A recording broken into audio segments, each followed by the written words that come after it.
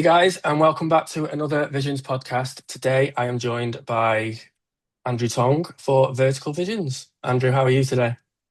I'm good, Reese. How are you?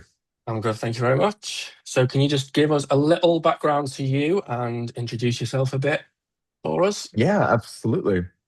I am a Los Angeles-based actor, singer, baker on my TikTok every once in a while, who is currently in the vertical space, but came up with my training in theater. Um, yeah, I think that's a pretty quick summary of me. Yeah, yeah, Originally from North Dakota, went to school at the University of Arizona down in Tucson, and now I'm out here in sunny Southern California. yeah. So, you went to the University of Arizona and you've got a Mhm. Bachelor of Fine Arts degree. Yes. Was that something that you always wanted to go in when you were really young, or did you always have something else in mind before you went into that? Yeah, I it's something that I don't want to say I stumbled into, but growing up, I did like church Christmas pageants and things of that nature, and then ended up getting into drama and stuff when I got into high school. And it wasn't something that I thought about doing or pursuing professionally until probably my sophomore, junior year of high school, where, as most high schoolers do, they start looking at what you might want to do with your life.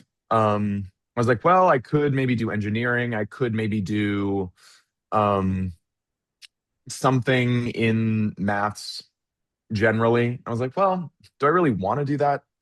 Probably not. And so I was looking at things that I, possibly could do. And I was like, well, you know, this is out there. Might as well just give it a shot. And I did a pre-college program at Carnegie Mellon over the summer where I got to meet a lot of my peers from Yeah. around the country and around the world, actually. And it was one of the best experiences of my life and really opened my eyes to the world of drama. And from there, I was hooked. I got the bug. And I said, I have to do this. So yeah, it kind of came about in a kind of quick way. I guess I didn't grow up doing professional theater, doing regional theater. I know a lot of people who go into BFAs do, Yeah. but I ended up there all the same. So you started out in theatre, really? Yeah. And so Yeah. did you ever find any obstacles or challenges in the theatre background, first of all? Well, I don't know that there was any challenges. I think what I found through it was a way of self-expression, maybe, if if that's what I could call that. It's I did some sports growing up. I swam. I tried pretty much everything under the sun for at least 3 weeks. Um, but what I gained through theater was a sense of community, um, uh, lessons in teamwork, in leadership, in grit and determination, and exploration of expression, like I said before. And so I don't know that there were any challenges per se, but there were lessons that I learned through it that I think were really important to becoming who I am today. I think a lot of theatre actors, when you see them in interviews, they say that the community really Hmm. is brilliant for that sort of thing. So, Absolutely. Well, you look at it, and we're all just a little bit kooky, to come up yeah, in the theater and to play pretend in a room with other people with no one watching, even in rehearsal and yeah. everything else, and then to get on stage, do silly, fun, crazy things in front of people in costumes and a face full of thick makeup. It's a little weird. It's a little crazy, but the theater community is very supportive, and it's the community ties and the friendships that you make are strong. Yeah. The best thing about that, you get immediate feedback as well from the audience. Yeah, there's nothing like a live audience Yeah, because there's some days where you'll be doing a show and you'll have done it however many times before, and something doesn't land the way that it has usually. And so yeah, you kind of have to, on the fly, pick it up and say, okay, we got to keep it going. Maybe if there's been a hold for applause before, you kind of have to go, oh, and keep it moving. And then sometimes you'll say something in a new way on a night, and the audience just loves it. And you have to adapt and try and, build that energy on yeah. stage without communicating through words with your other castmates. Yeah, You're all there trying to make something larger than the sum of its parts. pretty much. So, did your theatre work prepare you for the on-camera work? Yeah, my my BFA program had a lot of training in Stanislavski. Konstantin Stanislavski was a theater maker, acting teacher, acting philosopher, I guess you could call him, in Russia in the mid to late 1800s, I believe. Um, and he really standardized acting practice. And so a lot of my training was through that, through beats, subtext, intentions, moments before, all the acting buzzwords. And the basis of it, I think, translates well to both in terms of figuring out kind of what you want to do with your character. Yeah, But I think what theater gave me that has really helped in film were the things that I talked about before: the grit, community the and determination, um the willingness to be out there, to be silly, to go out there with your full yeah, chest and, you know, do something outlandish because it can I don't know that if I would have come to film immediately that I would have that openness, so to speak. It might yeah. have taken me a little bit more to get me out of my shell. Um, and so I think that's one of the big ways that theater prepared me for film specifically. Theatre, something you want to go back to? Do you want to go back into theatre? Oh, absolutely. Absolutely. It's There's really nothing like live theater from an audience perspective and from a performer's perspective. From a performer's perspective, you're working on it for so long, weeks and weeks and weeks of rehearsal, sometimes less than that if you're putting up a show in a really short amount of time. But there's something special that happens in the repetition when you sit with the characters and with the scenes and with the story for so long that you really get to know these characters and the story inside and out. And within that repetition, there's really, really beautiful things that can spring out of that. I think from an audience perspective, it's incredibly moving to see a story and an emotional arc happen in front of you in real time. Yeah, And it's something that you don't necessarily get from film. I mean, obviously, through editing and stuff, we create the movie magic, yeah. but there's something special about watching it happen with real people right in front of you. And so, yeah, I'd love to go back to it. There's a lot of really great theater in Los Angeles. I think it would just need to be the the right time, the right Yeah, show, and yeah, the stars would kind of have to align to yeah, make it work because it is a large commitment.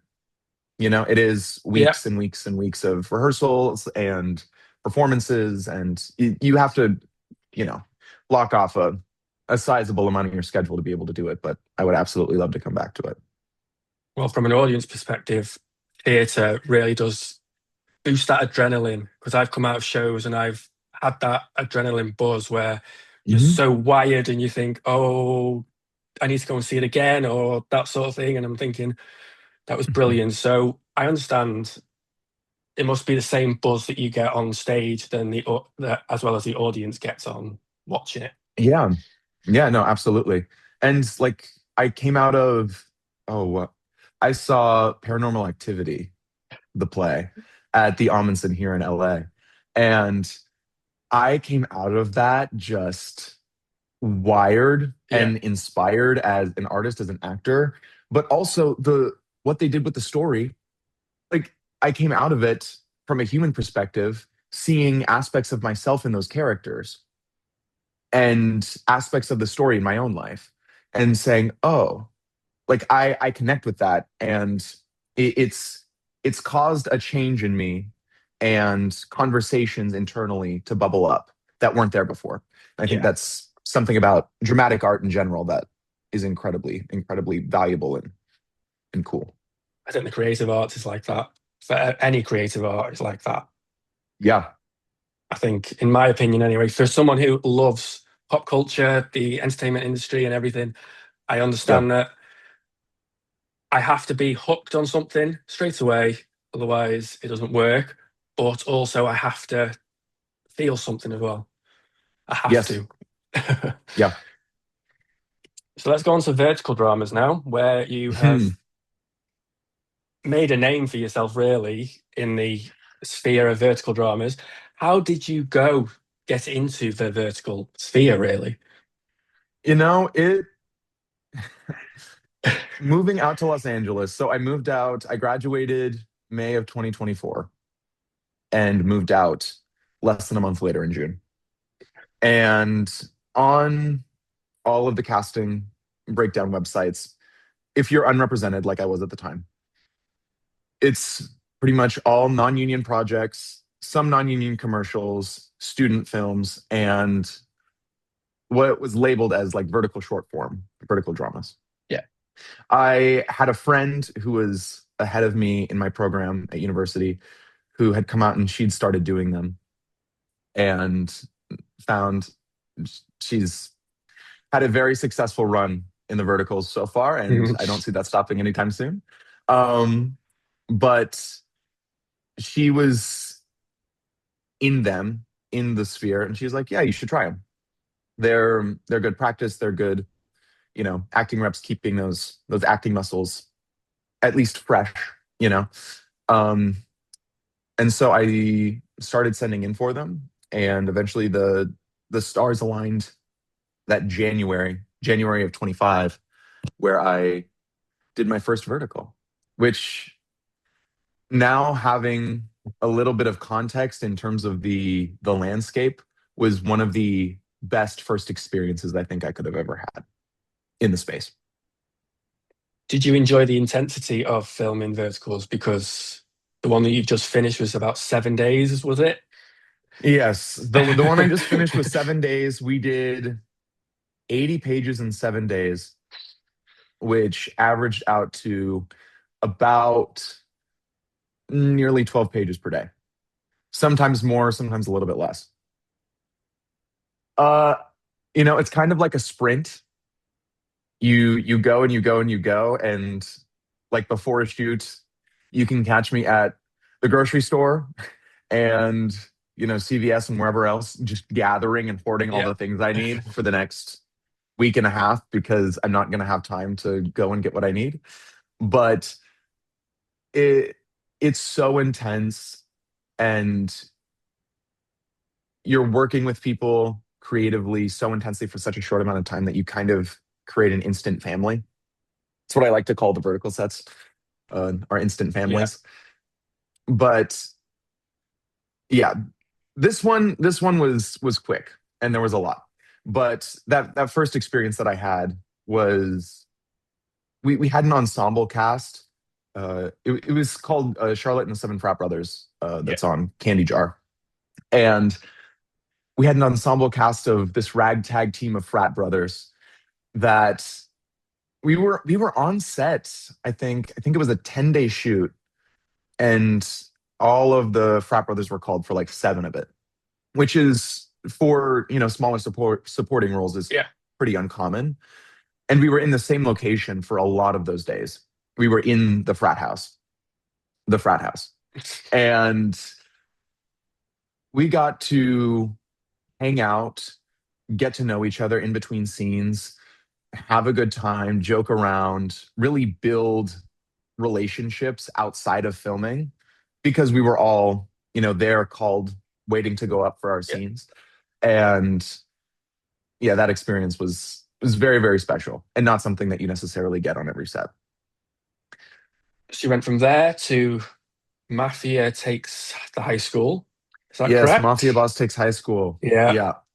And then you went on to Yearning for Your Mother's Love, I think it's Yes, Yearning called. for a Mother's Love. Yeah. Yeah. That seemed like a bigger part for you. It was. It was. That was my first major supporting. And it was an interesting story. I don't know that it's still up. I think it might have got taken down off of Real Short, but it's probably still out there in the ether somewhere. But that one was interesting because it was a family drama. There was no romantic lead, and it was a long lost daughter coming back, and the the inevitability of the woes of life a little bit, and trying to repair relationships that had been broken. Yeah, it was it's a very interesting story, and it was really sad. It was really sad, but working with that cast and that crew was absolutely phenomenal. Yeah. So what did you get drawn to that story a bit more than, or was it just an audition that you went for that you got? Yeah, I mean, as actors, we don't necessarily always get to choose, what comes our way. There are, especially now in the vertical space with several of the leads, they are being offered scripts and they have the luxury of being able to choose the scripts that they work on. But for the majority of actors, that's not the case. And so that one was a project that I booked and read the script and said, "Oh, okay, this is something I can work with." And yeah, my role in that one was the brother who um really Try looks to out yeah, for the sister character, yeah, and even through all the harshness of life and rejection from the family, he's trying to uh, bring her back into the fold and make sure that she's yeah, okay.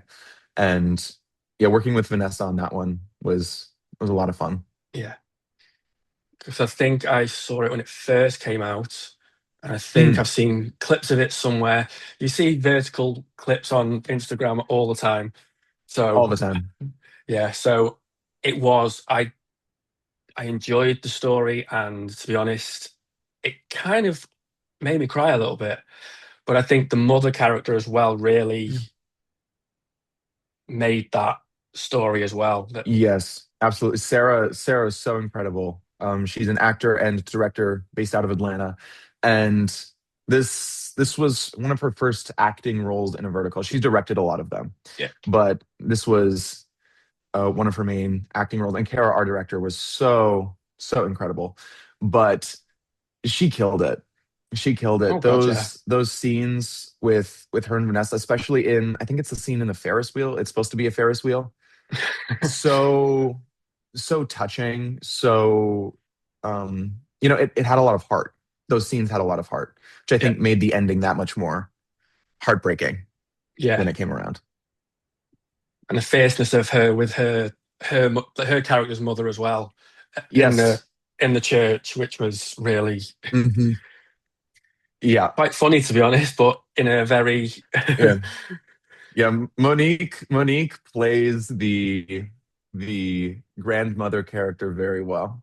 yeah, She she does it with such ferocity and intensity that it- you don't want to mess with her. You don't want to no, mess with her. She is the sweetest person off of set, but when she's in it, it is you're like, okay, not stand gonna back. mess with her. Yeah. So the next one was The Prince's First Love. I think in between there, we Oh, had we had another one with Candy Jar, which was Loving My Brother's Best Friend. think I researched it. Yeah. And that one was a lot of fun. Another supporting character. Just really fun, bubbly. And then dot dot dot down the line, a couple more here and there. And then the Prince's First Love, Which is your which first lead. my first romantic lead, yes. Now, did you find that daunting? You've been supporting big roles, big supporting Mhm. roles, but going to a Yeah. lead role, you are always going to be on set, aren't you, Hmm. for a lead role? Yeah. So that must be more intense than being a big supporting role, really. Yeah, absolutely. Going into it, it's a tall order. Being a lead on any of the verticals really is a tall order. You've got lots and lots of pages of dialogue that you're shooting in a very short amount of time and with a very quick turnaround. And so I think Greg and I both got our offers maybe just over a week before we started filming. And that's not a lot of time to prep a role, try and memorize everything, figure out what you want to do with the character. I've been asked a couple times if I thought about doing an accent. And I said, if I could pull one out like that, great. I do not have that ability with an RP, not yet at least. If I'm given a little bit of time, absolutely. But that character was my first priority on that one. And it is daunting going into it because you want to do a great job. You're meeting this person for the first time pretty much. Greg and I hadn't met Yeah. we before our chem read actually. And you have no idea how it's going to go. It could be the best experience of your life, it could be the worst experience of your life. You have no idea. And so I think going into it, knowing that it was a tall order and that it was going to be a, an incredibly crazy experience, the best that you can do as an actor is trust yourself, quell that voice in your head telling you like, well, what if it's not good? What if you aren't good? What if you aren't able to give it what it needs? And to trust yourself and your abilities and say, I can do this. It will be good and we're going to make it happen. And that truly is what got me through, is that the quelling of that voice in my head, because everyone has doubts when they're going into a project. They're like, can I do this? I don't know. Let's see. But I think just in life generally, the times when I've been proudest of myself is when I've had those thoughts and I've heard those voices and I've done it anyway and met the challenge and risen to it. I'm sure you probably feel the same way, you know. Especially with this project. Yeah, This is brand absolutely. new. This is brand new Hmm. this year, so I have doubted myself every step of the way. But you're doing it anyway, you Yes. know. And yeah, there's the, I think it's Teddy Roosevelt. He has his longer quote about the man in the arena, and that critics can say all they want, but really the credit goes to the people trying to make it happen. And that effort Yeah. is very, very admirable. So congrats to you for doing this, because it is not an easy job to try and start from something from Nope. scratch. Not the type of person I am anyway, because I'm not a confident person, really. Yeah. And you're doing it anyway, and Yes, you're I killing it. am. Thank you. So you talked about chemistry reads Yeah. with Greg. Was this your first foray into chemistry reads? Not, no. So I'd done chem reads for a couple other projects. Actually did, I was in chem reads for Cool Boy, I think. Yeah. With Declan and Sky. So I was in chem reads. I'd done chem reads for projects before, but this was the Yeah. first one that I had done and then booked Yeah. in the vertical space, at least. So let's go. Let's talk about Greg for a minute. Yeah. You said you didn't know him before coming to Mm-mm. The Prince's First Love. Was there that instant connection with him? Did you find it very easy with him in the chem Yeah, leads no, and with everything else that has went on with it? yeah, absolutely. I had it's always interesting when you're meeting an actor for the first time. You have no idea what it's going to be like because, actors, we do have reputations for having large personalities, but he was so gracious, so giving, so communicative. From the get go, we really checked in with each other, made sure that we were okay with everything, and figuring out ways to where we both felt comfortable with everything in the script, and going forward, like we were a team, so we were able to advocate for ourselves in that way. And yeah, he was an incredible team partner, Yeah. and I couldn't have asked for anyone better, I don't think. And I think that comes along on screen as well. I think the chemistry there is brilliant, to be honest, in my opinion. Thank you. Thank you. So intimacy in Hmm. verticals is something that happens because verticals are getting more and more popular. Hmm. TV and movies have intimacy coordinators. Now, Hmm. I've spoken to my first person and he said he didn't have intimacy coordinators. Do you think they Mm. should be introduced to verticals, really, because of the growing popularity, really? Yeah, I mean, we had an intimacy coordinator on ours, Olivia Koo. She was so incredible. Uh, I would love to work with her on every project I have intimacy on, because she helped us feel so comfortable. We figured out, if the script says one thing and we were comfortable doing another thing, she was really able to help bridge that gap between us, the director, and the script, to Yeah, make sure that everyone felt comfortable and satisfied with what was happening. Um, and so I know that generally intimacy coordinators are pretty common in the vertical space. I don't know a ton of like heavy intimacy scripts, especially now, as they tend to be a little bit more complex, and there's you know uh some BDSM elements being brought into some of these verticals. I think they're becoming more common, and I think yeah, that's very important, because especially on these types of sets where things are moving so quickly, without intimacy coordinators, it could be very easy for actors to feel like they have to go along with something that they aren't comfortable yeah, with. yeah, And having that advocate there in the form of an intimacy coordinator is huge. It makes all the difference. Same thing with stunt coordinators. They're yeah, there to keep us safe and make sure that we all get what we need to get. Um, but it is their job. That is their job. They aren't also doing this thing over here or this thing over here. Like, that is their job to yeah, make that happen. And so, uh, it's something that I think is important and should be on almost every set with a decent amount of intimacy. yeah. So when it came to The Prince's First Love, it seemed to be released during the hype of Hmm. Heated Rivalry. Yes. Do you Yeah. think that helped it, or do you think it hindered it? Oh, I definitely think it helped. Yeah. I definitely think it helped.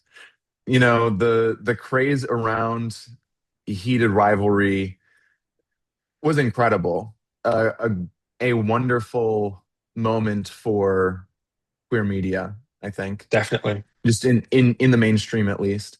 And along that vein, having Prince's First Love, I think it released after the first two episodes had been released. So it was in the middle of Yeah. the release of the show. And there was a viral tweet on Twitter where someone said, "Heated Rivalry, better watch out," and it was like the trailer for our show. And to even be mentioned in the same sentence as Heated Rivalry is a huge honor. Um, but I think I hope that within that craze of heated rivalry that's still going on, frankly, that more projects like Prince's First Love, like a lot of the other boy love verticals that are coming out. I know Yeah, Tutoring My Rival Boy just came out on Real Short. Same thing with Water Boy, and more in the works. yeah, That there's really a renaissance of queer media in especially the vertical space. Especially with, I would love to see more like lesbian stories specifically, more like yeah, WLW stories, because it's very male heavy right now.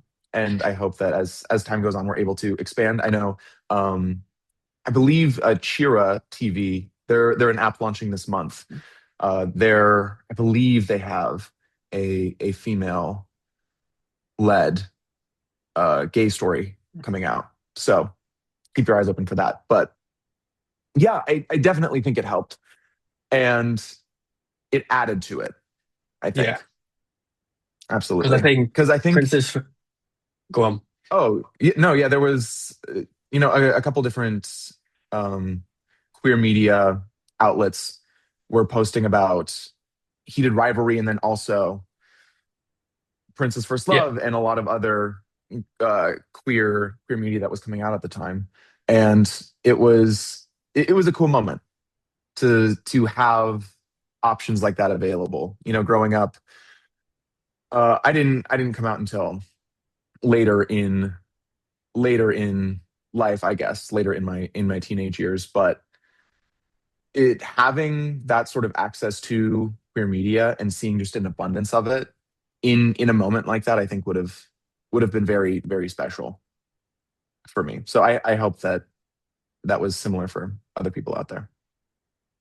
yeah. And I think when I was younger, it wasn't available really. Yes. So it was something that needed to happen, really. I think queer media needs to come out more, Yeah, fight for this queer media coming out. That's the main thing, I think. absolutely. And I think since heated rivalry, word around town is that there's going to be more of it.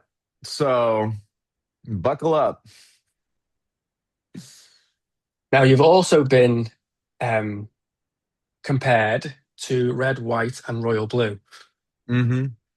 Now, the new film has, I think, just finished production Yes. a few Oh, weeks they just ago. So, wrapped. Yeah, I saw it. I saw it on Instagram that they had wrapped production, and I said, "God damn it. I I would have loved to have been a part of it." Um, but we're not there yet. So I'll catch him on the third one. But I'm very excited for it to come out. But yes, Red, White, and Royal Blue was definitely an inspiration for um I know vibe wise for our director. yeah, Yeah. And it was interesting going into it, figuring out what ways, okay, how are we taking inspiration and then how are we making this our own? In what ways is my Prince character different from Red, White, and Royal Blue? And so that yeah, was interesting to play with, to kind of make it our own. It was an amalgamation of, I think, a bunch of different stories, and it made it into something of its own making.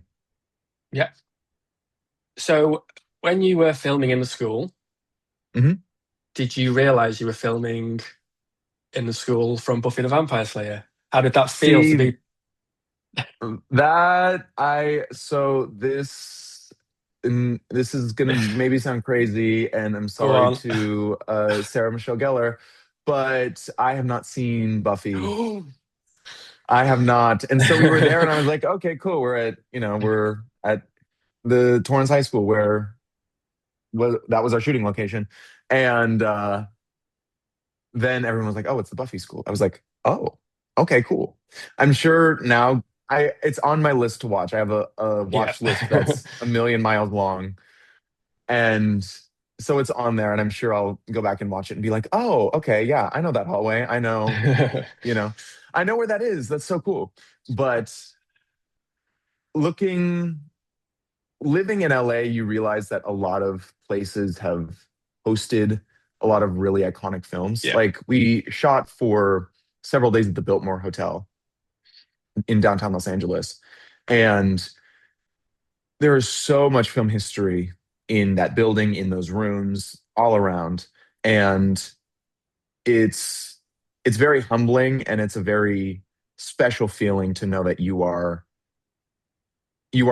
being given the opportunity to um, you know, use your craft to act in the same spaces and the same places as so many iconic actors and productions before. And so, even though I haven't necessarily seen Buffy, it's a very cool feeling to be a part of the film and media history that goes into those places.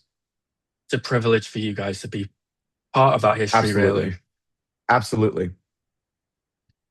So let's talk about Prince Nicholas a little bit. Now, from the story, he seems to be wanting to escape his royal, I wouldn't say his royal duties, but he wants to escape the pressure, Hmm. really. So I would say, so as someone who I know is a fan of nature and everything, Hmm. from the lake scene to your nature, is that your escapism? Would you say that you see yourself a little bit in Prince Nicholas? Absolutely. I think in order to convincingly play a character, you have to find in which ways you connect to them. And so I think with Prince Nicholas, his world is so crazy. He's surrounded by diplomats and policy and duty and responsibility and all of these things that are so out of his control and so much larger than him that when he's able to go out to the lake and he's able to be taken to this place away from all of that, he's able to gain perspective. Yeah. And that's something that I appreciate immensely about nature. There's a hike in LA called or there's a place in LA called the Wisdom Tree. It's kind of right behind the Hollywood sign, and it's a really gorgeous hike. If anyone's in LA, I would recommend it at sunrise. It is gorgeous, but you're at the top. You're able to look out over pretty much all of LA. On a clear day, you can see the ocean. You can see Santa Monica. You can see, you know, K-Town and downtown and everything in front of you. And all of your problems seem so insignificant and so small. And it puts things into perspective and recenters you Yeah, in a way that I haven't found many other activities to do. And so I think in those moments in the vertical, it was a very similar feeling for the character of Nicholas yeah, to gain that perspective. And really, I mean, that moment was them meeting each other where they were at. Their facades came down, the walls came down, and they were able to see each other for who they were. And yeah, nature has a special way of doing that. It's a definitely, disconnection from the craziness of life. definitely. Now we've touched on it a little bit, but why? What importance do you think any BL vertical dramas have for the LGBTQ plus community? What importance do you think that these bring people like me, people like Hmm. the LGBTQ community? Yeah, I think they're incredibly important, and I think the going forward, the stories that we tell within them are going to be incredibly important. We are in a time right now where queer media is not always accepted with open arms, Yeah, and it's not always appreciated or wanted in some cases. But I think for those reasons, it makes it even more imperative that that art is made, that those stories are told, yeah, that the experiences of so many millions of people around the globe are showcased. Whether it's to expand ways of thinking, to show people other ways of living, whether it's to hopefully give other queer people an outlet for connection, to see their own stories being told, to feel like they're being seen. Yeah, They are so incredibly important. And I hope that with time, that the types of queer stories that we're telling become a little bit more varied. I don't think it's any secret that right now a lot of the boy love verticals are very white and very, cis het general, and so I would love to see more more stories with queer women, more stories with queer people of color. To I think, especially because queer media is already outside of the bounds of what is considered normal, yeah, that for that reason, we should be telling a more varied type of story, you know? And we should be trying to represent as much as much of the world as we can. The world is so varied and so wide, and there is a never-ending pool of interesting, compelling, heartfelt stories. And yeah, I think I'm glad that the as many boy loves as have come out so far have, but I hope to see more and more yeah. varied types of stories. So are you wanting, or maybe to do a Prince's First Love 2? Oh, absolutely. Absolutely. I mean, I don't know that that's even a question. I think I mean, I won't speak for Greg, but I'm there. You know what? If Real Short gives me a call, I'm there. I could be there tomorrow. I think there's a lot that you could do with the story, exploring. There's a lot of things that you could explore. You could Definitely. explore relationship dynamics, you could explore responsibility, leadership, more royal plots. You know what I mean? Yeah, There's a lot that you could do. definitely. Could bring Lord Dolan back as well. Yeah. Which fun fact, we're actually both from North Dakota. We found out. It's a small world. It's a small world out here. So would you say your most recent vertical is the Daughter of Zeus? The most recent one that's come out, yes. Yes. So Yes. that has a prophecy type of storyline. It's destiny Mm-hmm. and stuff like that. Do Mm-hmm. you believe in destiny? Mm. Yes and no. I think that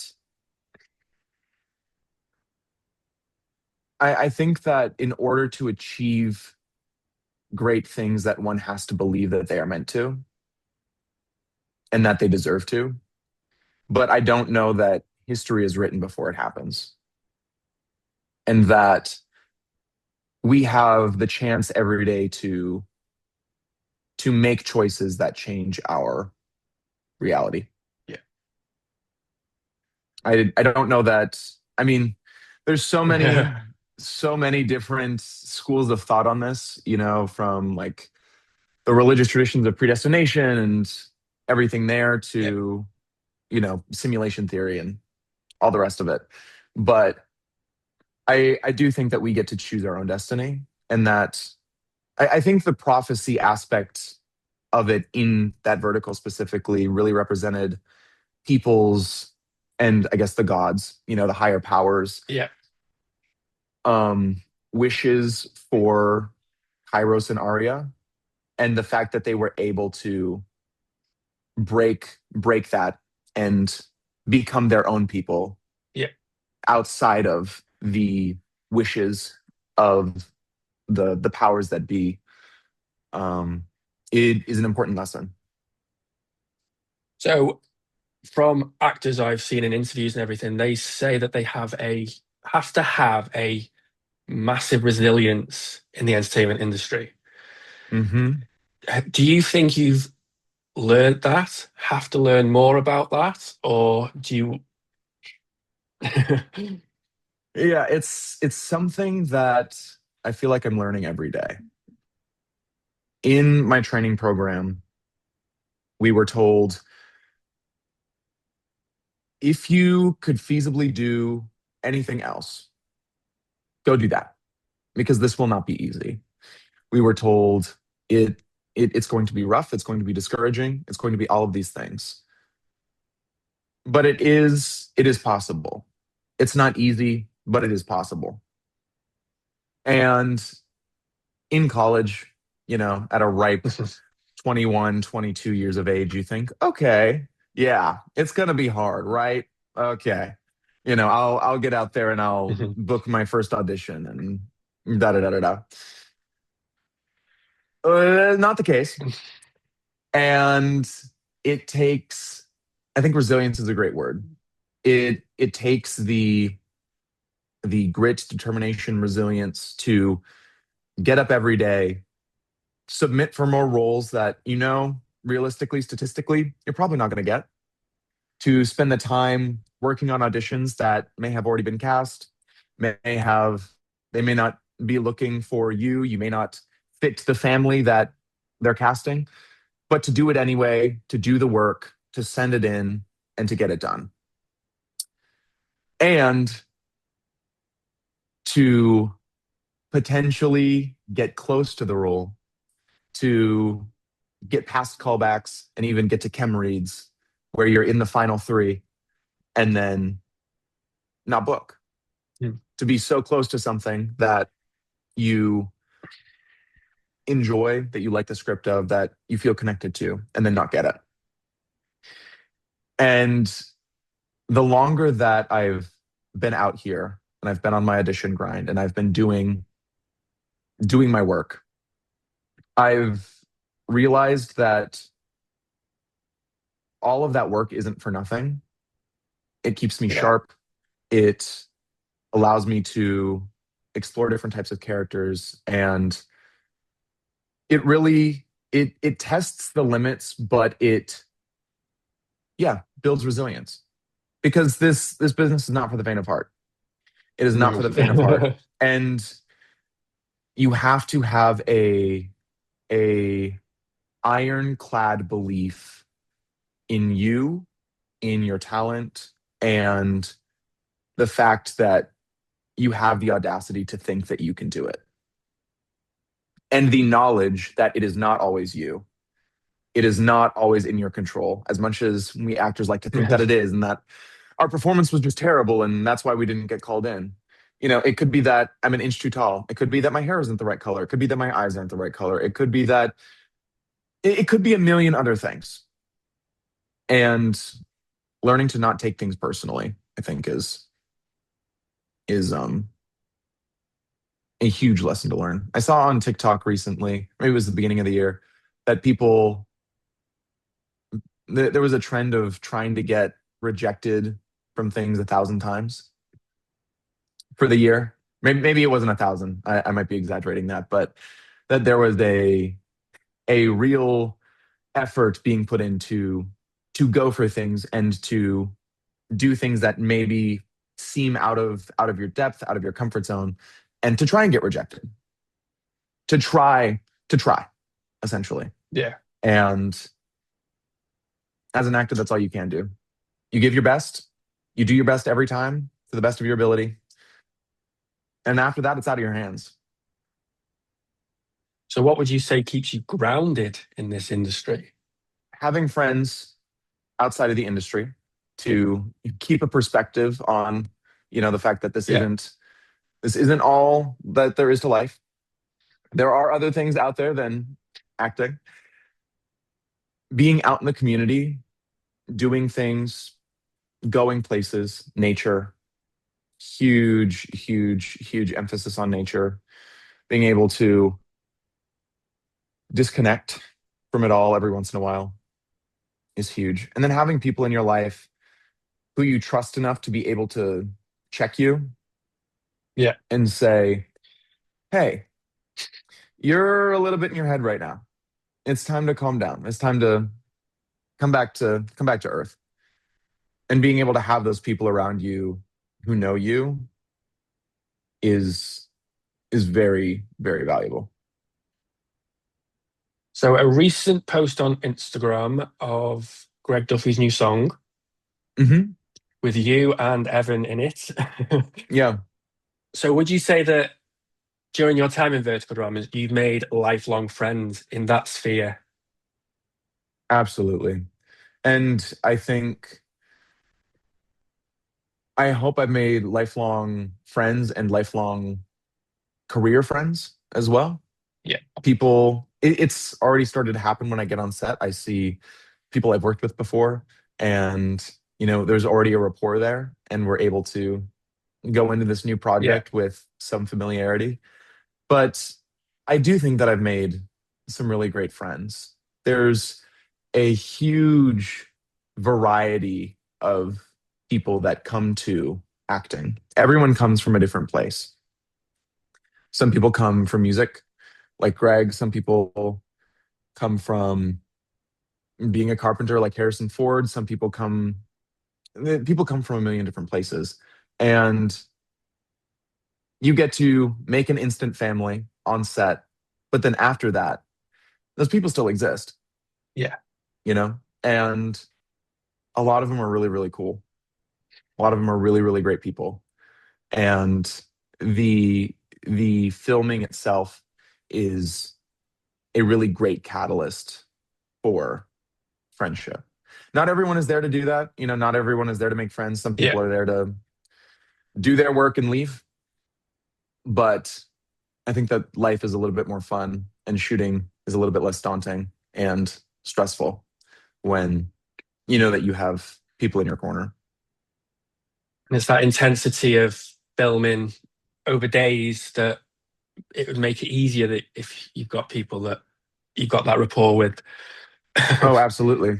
Well, and even after, it's like people telling we bond over the trauma of a shoot. Trauma, I say jokingly. You know, the long hours, the intense scenes, the million things that can and might possibly go wrong on a set. You bond over those things.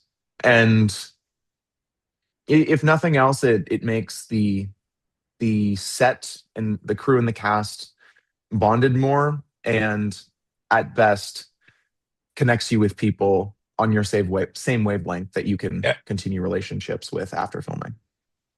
definitely. Now let's talk about TikTok and your food Hmm. TikTok.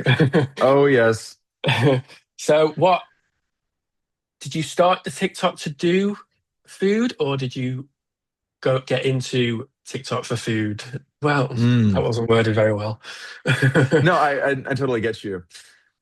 I I started the TikTok. I mean, that was just my TikTok account. So like my Yeah, username is the username that I've had since like middle school.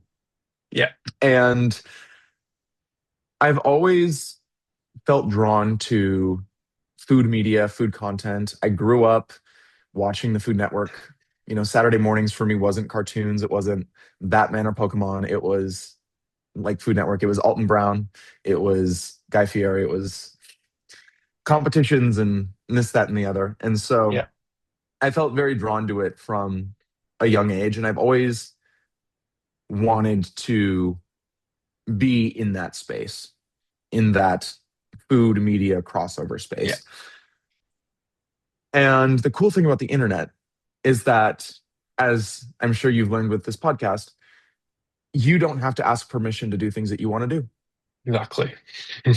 You don't have to ask anyone's permission. You don't have to wait for Food Network or Tubi or YouTube or anyone else to give you an opportunity. You can make your own opportunity. Yeah, And so during the pandemic, I got obsessed with this cookbook called Dessert Person by Claire Saffitz because the recipes were so much fun and they looked so good. And I was like, oh, I'd love to bake some of those recipes at some point. And then I got the idea after I moved out here. It was actually after the yeah, I had asked for the cookbook for Christmas. So like I might as well, I need something to do in in my apartment when I'm not on set. yeah. And then a couple weeks later, the fires happened. And I was in my apartment, stressed out, didn't know what to Yeah. do. And so I picked up my my cookbook and said, I might as well, I've got nothing Yeah. else to do. Yeah. I'm sheltering in my apartment, trying to stay out of the ash and toxic fumes. So I might as well. And it just kind of grew from there. I've definitely taken inspiration from the movie slash book Julie and Julia, where the main character Julie bakes her way through every single one of the recipes in Julia Child's Art of French Cooking. And so I think last night I did another one. So I think we're 12 recipes out of 100 and change out of the cookbook. I would love to get through all of them at some point and keep posting my journey. Yeah. But it's something that brings me a lot of joy. Food education in general, I Yeah. think, is something that's it's empowering for a lot of people. A lot of people that I've spoken to in my own life and online feel very intimidated by the kitchen. And so if I can show people in real time, I do my baking lives every Wednesday at 7 p.m. PST on my TikTok. Come join.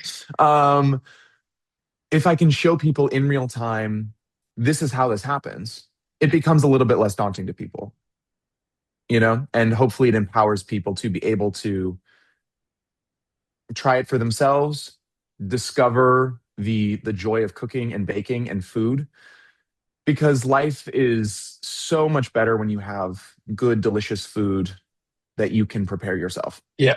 that you don't have to rely on someone else to go to. Don't get me wrong. Some people, like, there are restaurants that do it way better than me.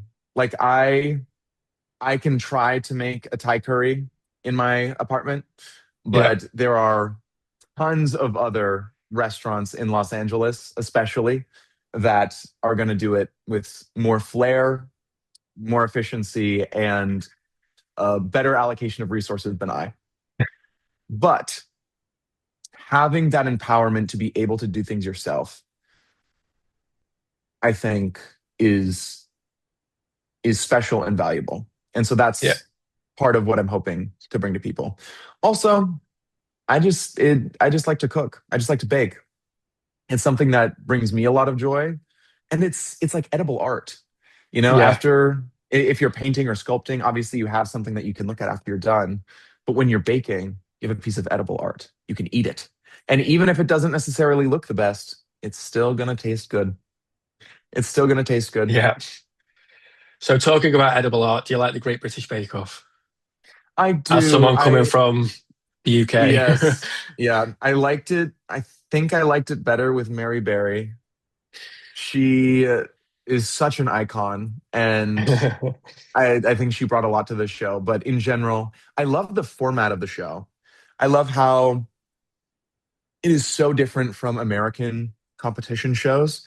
American competition shows are very high pressure, high Yeah. stress, cutthroat, whereas the Great British Bake Off is very relaxed. Everyone is respectful.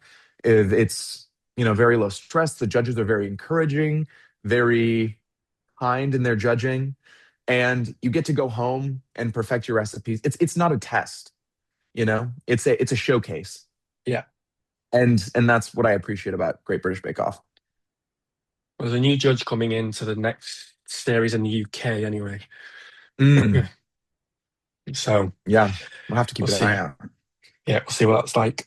So you've just finished a vertical, which was finished Mhm. on Tuesday, I think it is. Yes, yeah. Have you got any more filming coming up? Still looking for any opportunity at the moment.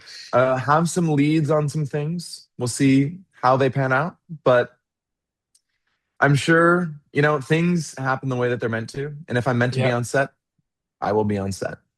You best So, believe. yeah. So every guest gets these questions first of all. Who are your visions? Mm, I think in the acting space,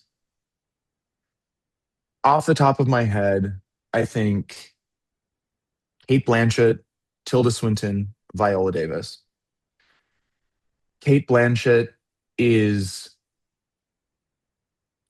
such an incredible actor. They're all incredible actors, Yeah. obviously.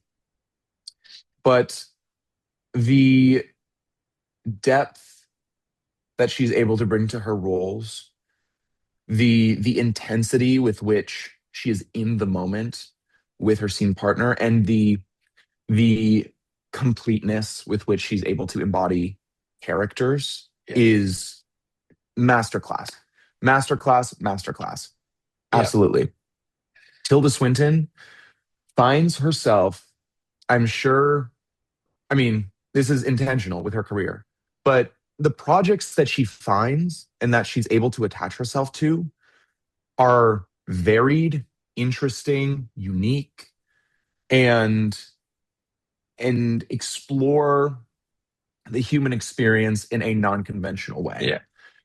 Like, and she's just been able to do so many cool things from Narnia Yeah. to what is it, 10,000 Years of Longing to Doctor Strange to like she's done it all. She's done it all. And everything I know when I'm seated to see Tilda Swinton, I am about to see a master class in acting, but also storytelling Yeah. and narrative. Viola Davis, also all of those things. Incredible actor, incredible talent, brings so much to every role that she plays. But she has also used her platform for good. She's been able to use her platform to bring awareness to causes that she cares very deeply about and spread that awareness with grace, with nuance, with such insight that I hope to be able to capture even a tenth of one day. Um, yeah, those are some of my acting visions. I have other role models that I look up Yeah. to in various areas of my life, but I think Those are acting the three. wise, those are my three. Okay, who's your vision of music? Mm. I have I'll give one. I won't get too crazy in the weeds, but there's an artist whose name is Tyler Childers. He does I'll do two. Tyler Childers is a I think you could call him not quite bluegrass, but country, like almost like an old classic Yeah. country artist.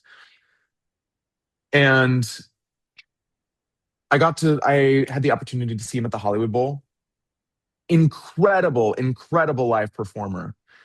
But once again, using his art to say what he wants, do an incredible genre blend of folk and some psychedelic inspo, bring awareness to causes he cares about, and spread joy throughout the world through his Yeah. music. Uh, yeah, absolutely incredible. And Dua Lipa, who I'm wearing, uh, I'm repping the merch. I got to see her here at Kia Forum, but she is so classy. She is so Yeah. effortlessly classy, Yeah.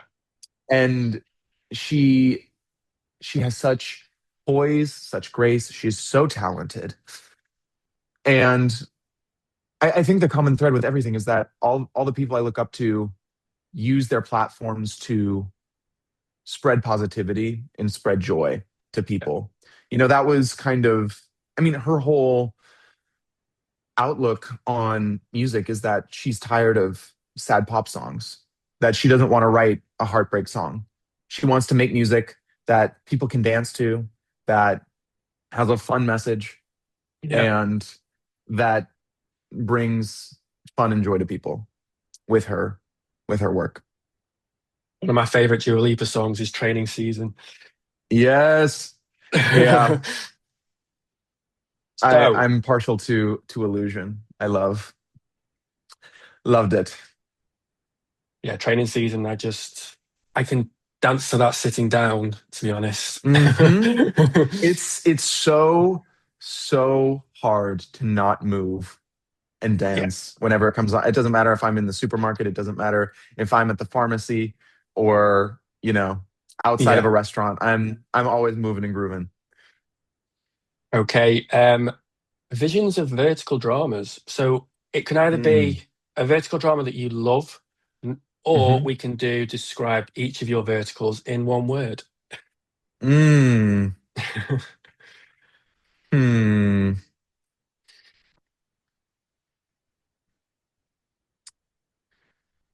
I let's okay. I gotta think about this one. Um, a vertical drama that I love, or describe all my verticals in one word. Let's describe all my verticals in one word. Okay. So, um, Charlotte and Seven Frat Brothers. I'm going to say, can it be a phrase? Yeah, if you want.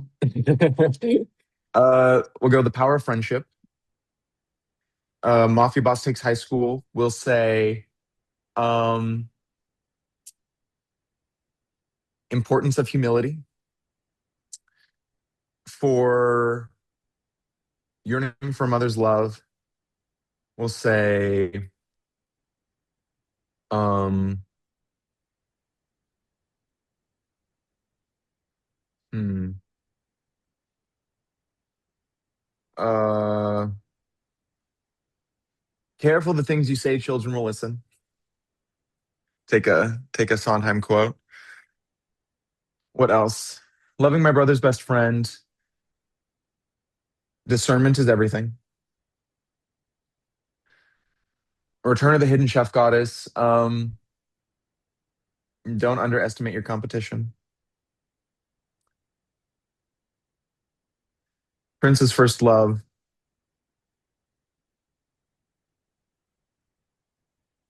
Oh.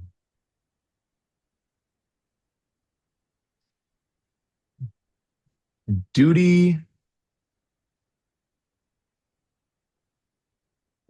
doesn't trump fulfillment. Very nice. Daughter of Zeus. Choose your own destiny. Very true. So your favorite author or your favorite book? Mm. I love I love a historical fiction moment. I loved Hamnet. I'm gunning for Jessie Buckley to win the Oscar on Sunday. I really Yep, hope I'll be that watching. that yes, she is a once in a generation talent, and that is a once in a generation performance. If anyone hasn't seen it, please, please, please, I cannot stress enough. You need to see this movie. So the novel by Maggie O'Farrell, incredible, incredible prose, vivid, dense, gorgeous. I love I love the the novel, or I guess the book. It's nonfiction, but it's called Bird by Bird by Anne Lamott. I think it's the subtitle is Musings on Writing and Life. And she talks about her experience giving advice to writers and essentially helping them through their blockages. And it helps with writing.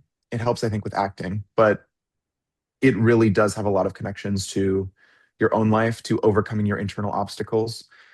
Even the title, she talks about, she gives an anecdote, a story about her brother having so much stuff to do for this project. And it's the night before, and he's breaking down and not sure how he's going to be able to get everything done.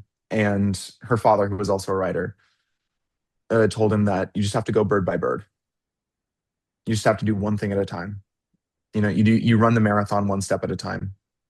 You eat the elephant one bite at a time, to use another turn of phrase. But it's I love books that have applicable advice for whatever thing Yeah. that they're relating it to, but also for living, for the human experience, for all of it.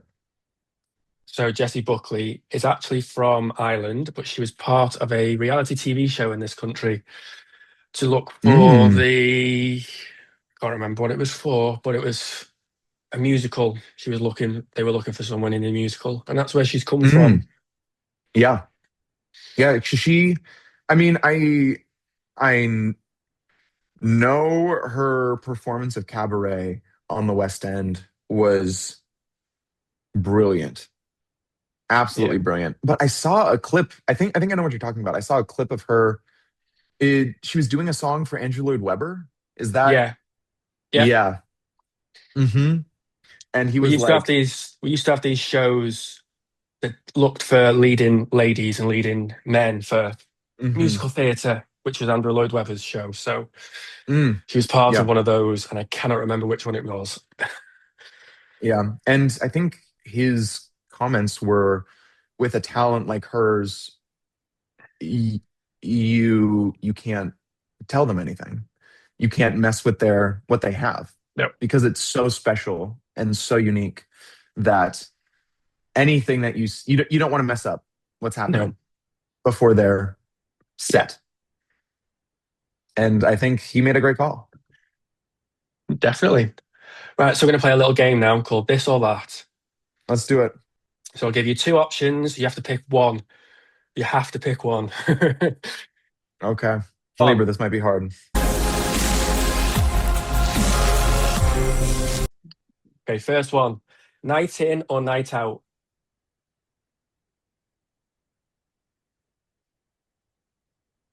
Night out. Okay. Alone time or time with friends? Time with friends. iPhone or Samsung? iPhone. Same as me. Yeah. Instagram or TikTok? Oh.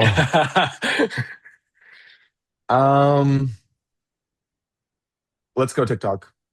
Okay. Text or phone call? Phone call. Summer or winter? Summer. Playlists or podcasts? Hmm. I love a podcast. Board games or video games? Board games. Beach or forest? Um, I'll say forest. Road trip or direct flight? Road trip. 100%. That's all those done. Made quick work of those. You did. I just want to say thank you for doing this interview. Yeah, of course. It's only my second one, so it's been fantastic. Thank you for doing this. It means so much to me. Yeah, absolutely. And I really appreciate you reaching out and having me on. Um, it's a privilege to be able to be asked questions, and I've really enjoyed getting to chat with you today. And I'm wishing you all the best with this podcast. Your questions are so thoughtful and thorough, and I I hope you go very far. Thank you very much, Andrew. Thank you.